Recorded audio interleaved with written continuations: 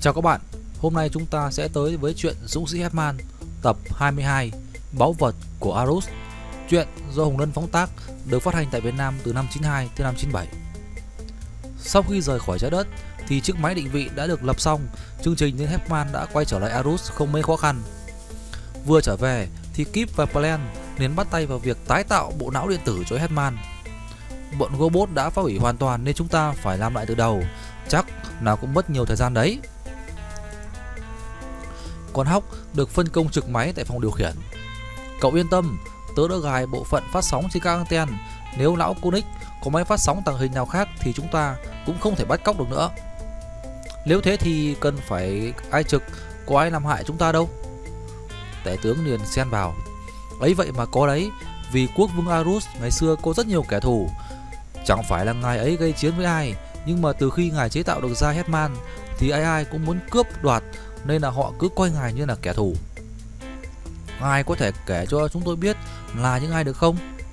Chúng ta còn rất nhiều thời gian. Sau khi các cậu sửa chữa xong Hetman thì tôi sẽ cho các cậu biết các bí mật của Arus. Trong khi ấy, ở một nơi rất xa, bên ngoài lỗ hổng của vũ trụ, các bạn không thể ngờ rằng tên Koenig ấy vẫn còn sống.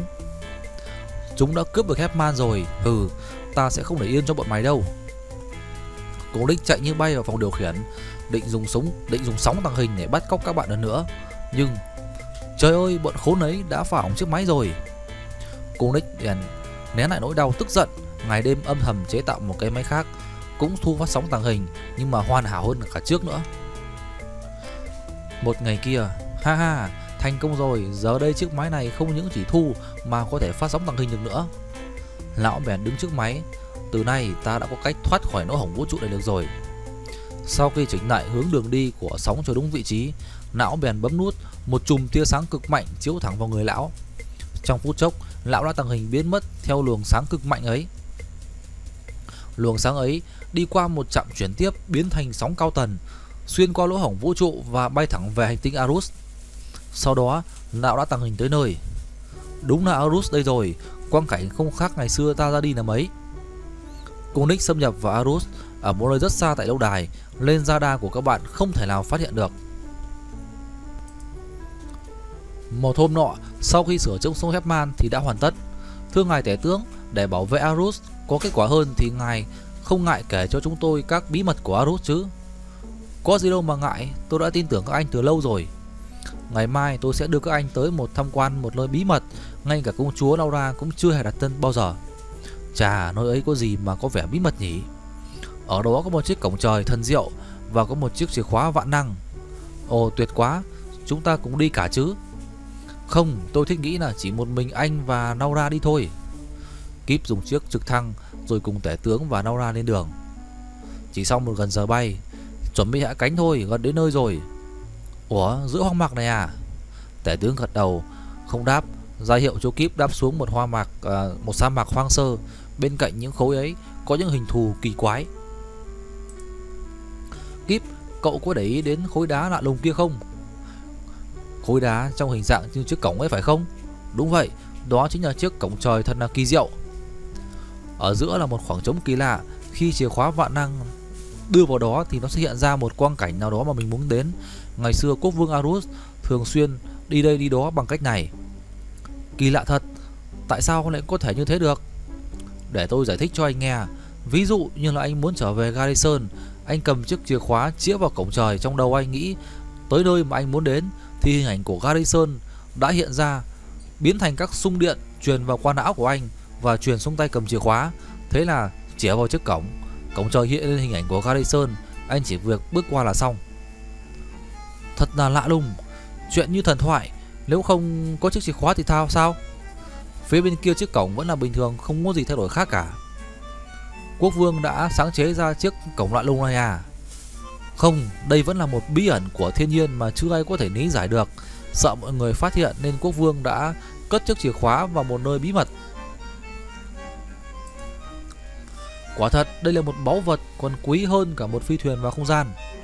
Đúng vậy, đó cũng là điều mà ai cũng muốn tranh giành lấy quyền thống lĩnh Arus này. Từ bọn Zoom cho đến những người Hanei, ai cũng tìm cách triệt hạ ngài ấy. Nhưng mà cách vận hành chiếc chìa khóa ấy như nào? Có hai nút tắt và mở. Khi bước vào rồi thì chúng ta sẽ tắt xóa hình. Ngoài ra nó còn là một vũ khí rất lợi hại. Bây giờ chúng ta hãy lấy chìa khóa thử xem. Tể tướng lần theo các phiến đá tìm dấu vết, nhưng mà chỉ có mình ông và quốc vương biết. Chính nơi này rồi. Tể tướng đè lên một cái chốt bằng đá. Lập tức thì phiến đá lớn đã dịch chuyển qua một bên, làm lòi ra một chiếc hốc nhỏ. Nhưng trời ơi, đã có ai lấy cắp mất rồi. Nora và Kip chạy lại. Trời ơi, sao lạ vậy? Ở đây có ai biết mà lấy cắp? Ngay lúc ấy thì có một tiếng cười gơi rợn phát ra ở trong vách đá. Ha ha ha. Mọi người nhìn lên thì vô cùng kinh ngạc, vì đó chính là tiếng cười của cô Nick. Ha ha, chính ta đây. Báu vật này không thể lọt vào tay kẻ khác được. Kip chưa kịp bàng hoàng thì cô Nick đã cầm chiếc chìa khóa bắn một luồng điện xuống. Tảng đá bị luồng điện chiếu vào thì nóng đỏ lên rồi tan ra thành tro bụi. Trời ơi, chiếc chìa khóa ấy bắn ra tia laser phải không? Tể tướng chưa kịp đáp hết câu thì bị trúng phải tia laser của hắn bắn phải. Kip không mang theo vũ khí, lên hết sức bàng hoàng, chỉ biết nắm tay Nora nhảy xuống một cái bờ vực gần đấy để tránh nguồn sáng chết người ấy. Lúc vào trong này nè, hắn đang ở phía bên kia, không nhìn thấy chúng ta đâu. Hawk móc điện đàm ra. Hesman, tới đây mau lên. Hesman nhận điện, lập tức chồm dậy khỏi lâu đài. Được rồi, tới đến ngay. Chỉ trong phút chốc, Hesman đã lao vút ra khỏi bầu trời. Trong lúc đó, mày đừng hòng thoát. Bất ngờ, thằng khốn ấy đã đánh nhận cầu cứu Hesman rồi. Mình cần phải lánh mặt một thời gian mới được, tìm cách đối đầu với hắn. Cô Nick vội chạy ra chiếc cổng kỳ lạ. Hãy đưa ta đến một ngôi sao gần nhất. Cô Nick bấm chiếc chìa khóa, lập tức phiến đá cổng trời hiện ra là quang cảnh của sao Halley. Cô Nick liền lập tức bước vào cánh cổng thần kỳ đó như một người tàng hình đi xuyên tường. Qua khỏi cổng thì lão bèn bấm nút tắt. Nơi Hesman vừa tới thì lão đã biến mất, chỉ còn cánh cổng đá im lìm như trước. Hesman không hiểu chuyện gì xảy ra cả, bèn cất tiếng gọi lớn. Kip, cậu ở đâu vậy? Ủa, tiếng của Hesman. Vậy não cô Nick đi đâu mất rồi? Kip và Nora liền leo lên khỏi bờ vực. Trời ơi, thế là lão dùng chiếc chìa khóa ấy biến qua cánh cổng này rồi. Kip và Nora chạy đến bên tể tướng, nhưng ông đã tan thành bụi khói, chết từ bao giờ. Nora khóc ngất đi bên cạnh đống tro tàn còn âm mỉ khói. Trời ơi, thế là từ nay tôi đâu còn ai để nương nhờ nữa. Ai dạy bảo tôi bây giờ, hu hu. Nora, em đừng buồn nữa, chúng ta sẽ trả mối thù này. Kip, anh nói Hesman phá nát cái cổng này đi, để não cô Nick ấy đừng bao giờ quay trở lại đây nữa. Đừng làm thế Nora, anh không muốn phá hủy những gì mà của ba em để lại. Có phá đi nữa thì cô Nick vẫn quay trở lại đây bằng cách khác. Não đã từ lỗ hổng vũ trụ trở về đây, nghĩa là tình hình rất là nghiêm trọng, chúng ta cần phải trở về ngay. Hesman, chúng ta cùng về thôi. Trong lúc ấy thì cánh cổng kỳ diệu đã đưa cô Nick tới một vùng đất xa lạ ở trên sao Halley. Vị trí cánh cổng của sau lưng não là một vách đá. Ủa, sao ở nơi đây bây giờ hoang tàn thế này nhỉ? Hay là mới xảy ra một cuộc chiến tranh? Cô Nick dùng tên lửa cá nhân gắn ở trên chân bay lên cao để quan sát. Lạ thật, không một bóng người, chẳng nhẽ họ bị tiêu diệt cả rồi sao? Bất ngờ ở phía dưới có một tiếng động, rồi mặt đất từ từ nứt ra, rầm rầm. Đôi bàn tay khổng lồ vươn lên khỏi mặt đất. Rồi một người khổng lồ trông vậy, cao to như một quả núi, đó chính là một quái nhân với gương mặt ghê sợ, bị nám một nửa mặt. Cô Nick thấy vậy liền hết sức bất ngờ, định bay đi nhưng mà không còn kịp nữa. Ha ha, nhà ngươi từ đâu đến đây? Cô Nick không trả lời, liền vung chìa khóa bắn vào mặt hắn. Có dẹp cái khẩu ấy súng ấy đi không? Không ta bóp nát ngươi ra thành cám bây giờ. Cô Nick không dám bắn nữa, sợ hắn làm thật thì tiêu đời. Bất ngờ tên quái nhân ấy nhận ra. Ồ, cô Nick đây mà. Quái nhân đặt cô Nick xuống đất rồi thu nhỏ người lại. May mà hắn nhận ra ta, hắn là ai thế nhỉ? Quái nhân liền giới thiệu. Ngài không nhận ra tôi à? Tôi là Seebeck đây. Lãnh chúa Seebeck, trời ơi, sao gương mặt của ngài lại biến dạng đến như thế? Chẳng qua đó là một sơ suất nhỏ trong phòng thí nghiệm về các nguồn điện năng đột biến trong cơ thể. Tôi bị tai nạn nên bị cháy xém ở bên mặt. Nhưng bù lại thì tôi có thể biến thành khổng lồ như ngài vừa thấy rồi đấy. Thế mọi người đâu cả rồi? Hầu hết họ đã bị chết sau cuộc động đất vô cùng khủng khiếp. Số còn lại thì sinh sống bên kia của Đại Tây Dương. Cô Nick, 20 năm rồi ngài biệt tích ở đâu? Chuyện còn dài lắm. Trước mắt chúng ta là phải liên kết hợp với nhau để giành lại Arus. Bây giờ Arus đã được sự hỗ trợ của mấy thằng Garrison nên rất là đáng ngại. Thằng Hetman cũng hoạt động lại trở lại rồi. Hetman à? Được rồi.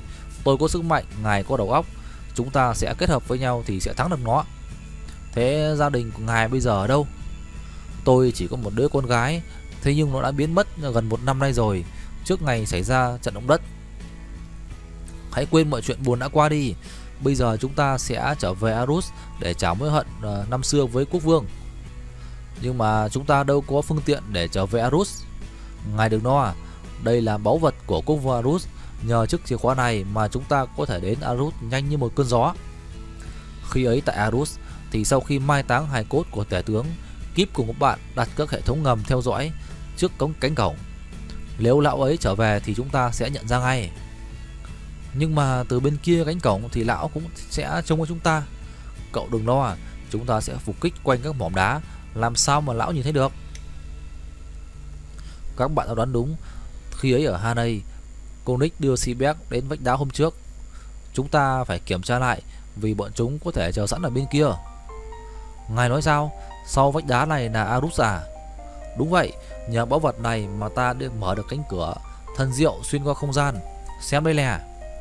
Cô Nick nhìn chĩa vào chiếc vách đá, tức thì ở đấy có hiện ra một hình cánh cổng.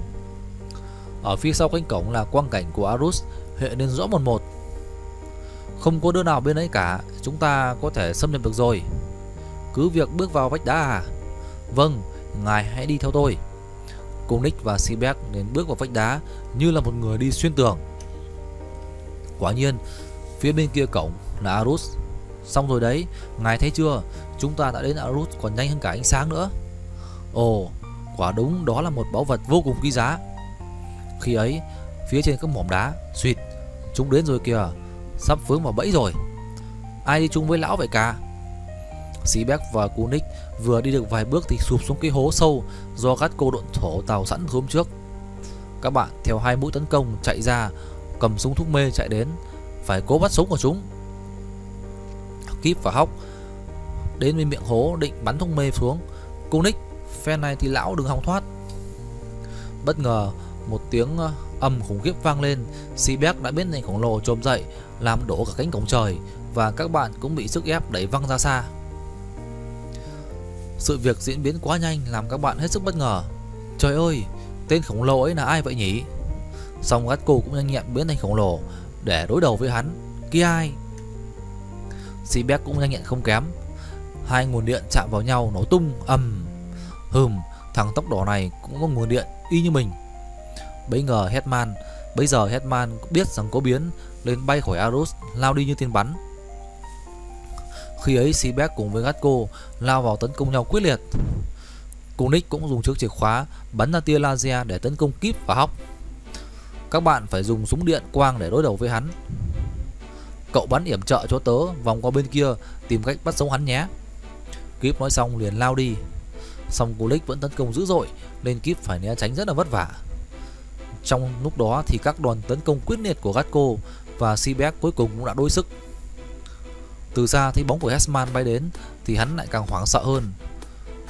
Đang hốt hoảng nên Seaback mất cảnh giác, bị Gatco đấm trúng người, bốp, rồi văng ngã xuống đất. Cô Nick liền phải lao đến bắn tia laser để cấp cứu vào thẳng phía Gatco. Gatco đành phải lùi lại tránh né luồng ánh sáng chết người đó.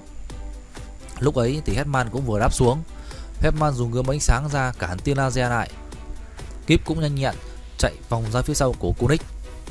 Cô Nick vẫn nhằm Hetman tấn công quyết liệt. Cô Nick muốn sống thì buông chiếc chìa khóa ấy xuống. Kip đành phải bắn vào tay chiếc chìa khóa của lão. Thế nhưng mà bất ngờ Seaback đã trồm dậy chụp lấy Hawk ở gần bên. Bọn bây giang ra ngay, nếu không ta sẽ bóp nát thằng mập này. Trời ơi, thằng khốn ấy dám giết Hawk lắm. Kip đành phải làm theo lời hắn. Tức thật, tại lão ấy là chú của Laura, biết vậy mình giết quách lão ấy cho rồi. Seaback cúi xuống nói nhỏ với cô Nick, ngài bay về lâu đài trước đi, tôi sẽ độn thổ tới sau. Bây giờ hãy để Kunik thoát đi trước.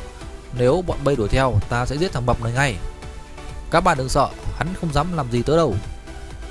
Thế nhưng, Giang ra mau, tưởng tao không dám làm thật hả? Kunik liền phóng tên lửa bay vút đi trước cặp mắt tức tối của các bạn. Chỉ trong phút chốc thì lão đã mất hút. Trời ơi, hắn đi đâu vậy nhỉ? Mãi nhìn lên trời thì nghe một tiếng ầm vang lên. Thì ra Seabass đã tóm lấy Hawk rồi độn thổ thoát xuống. Mặt đất rung chuyển dữ dội sụp xuống, xóa hết mọi dấu vết mà Seabass vừa độn thổ. Ầm ầm. Gatco liền thu nhỏ người lại. Khi ấy tại lâu đài mãnh sư, Plan đã theo dõi nên biết tất cả. Lão ấy dám đến đây à? Không thể nương tay với lão được nữa rồi. Kunik vừa bay đến thì bị hỏa lực ở dưới mặt đất phóng lên dữ dội. Lão phải xoay người tránh né, suýt nữa thì mất mạng. Kunik bèn dùng khóa laser tấn công lâu đài. Tia laser làm tàn phá dữ dội một góc của lâu đài bị sụp xuống. Plan bị tia laser xẹt qua, quần áo bị cháy xém bị phóng nặng. Ôi, chết tôi rồi. Plan nao ra chạy đến kịp thời mới cứu khỏi Plan thoát chết.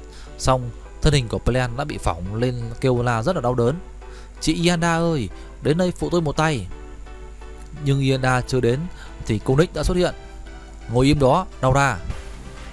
Naura liền chụp cái khẩu súng gần đấy. Đừng hòng, ông không xứng đáng là chú của tôi đâu. Kunik liền dùng mắt để thôi miên nàng. Hãy nhìn vào đây. Nhìn vào đây và đưa súng cho ta.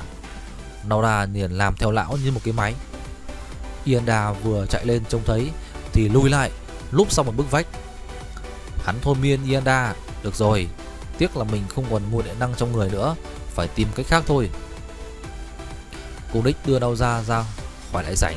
Naura bị thôi miên, bước đi như một người mất hồn, bỏ mặc Plan nằm rên la đau đớn.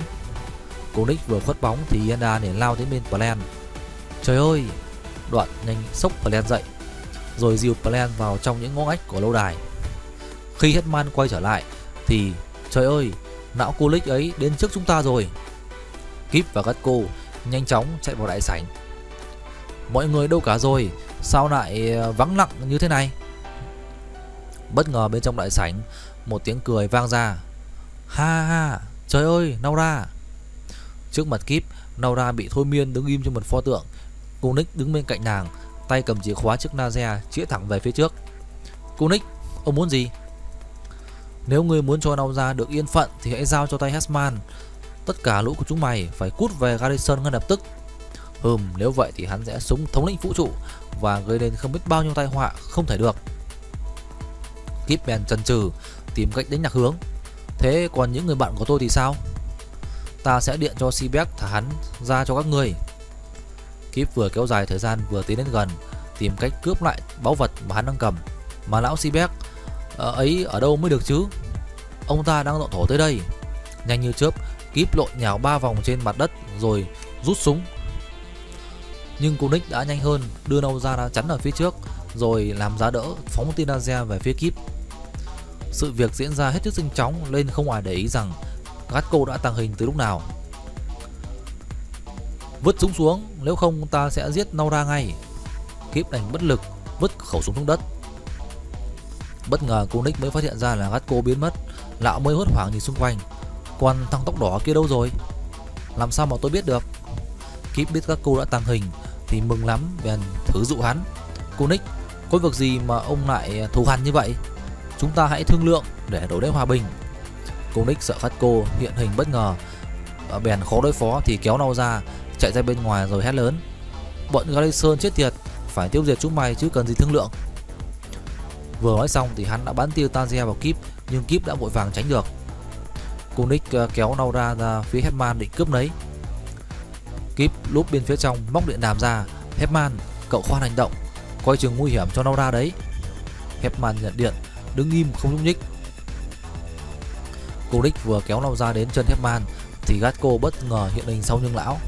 Trong chớp mắt, Gatco đã vặn tay để cướp lấy chiếc chìa khóa laser rồi quăng lão xuống đất.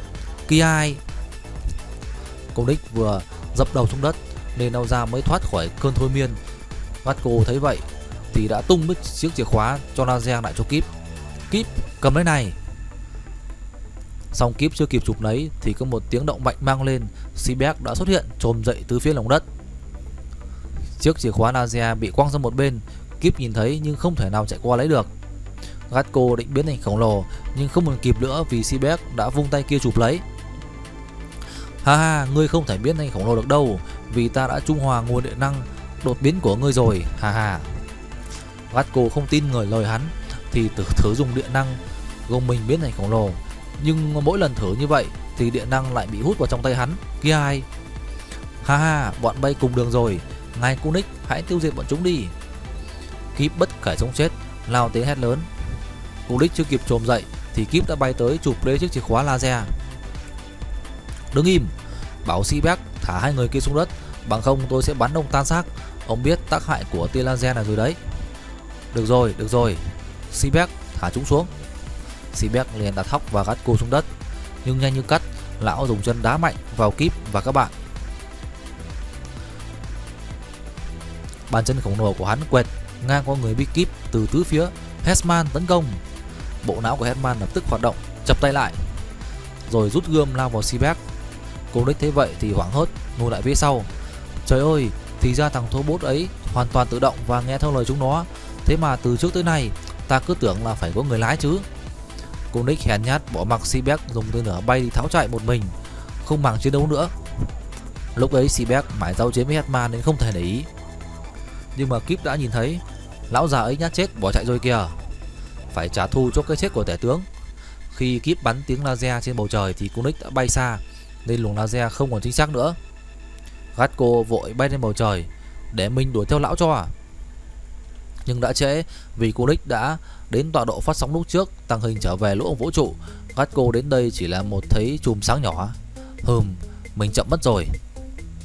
Khi ấy ở lâu đài, Seaback biết là mình không chống cự nổi, bèn thu nhỏ người lại, độ thổ xuống đất trốn thoát. Đã vậy thì ta sẽ tiêu diệt từng đứa một. Lúc Naura băng bó chờ plan xong chạy ra thì cuộc chiến cũng đã vừa nắng dịu.